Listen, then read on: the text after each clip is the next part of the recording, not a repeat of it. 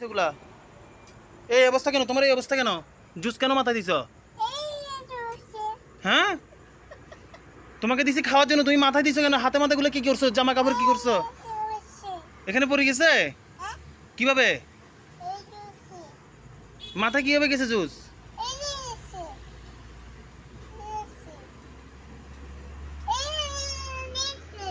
এই বুঝি কারণ আপনার রে মাইয়া।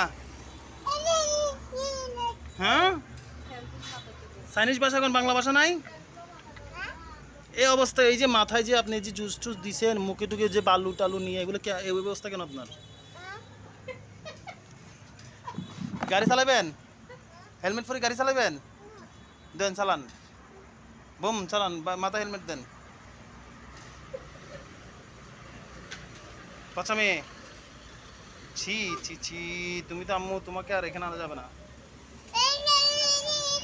তোমাকে আর এখানে আনবো না, তোমাকে তোমার দাদুর বাড়ি নিয়ে আর রাখি আসবো, আর আনবো না। তুমি যে হ্যাঁ এইগুলা করো তুমি,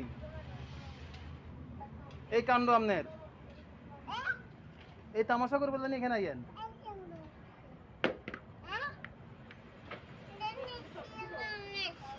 পেঁয়াজু আরো বানাইতে হবে।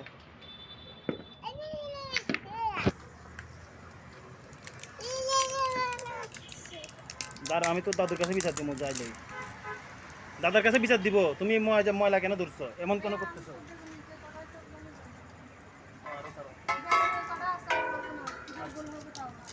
যা আছে তা ছাড়ো।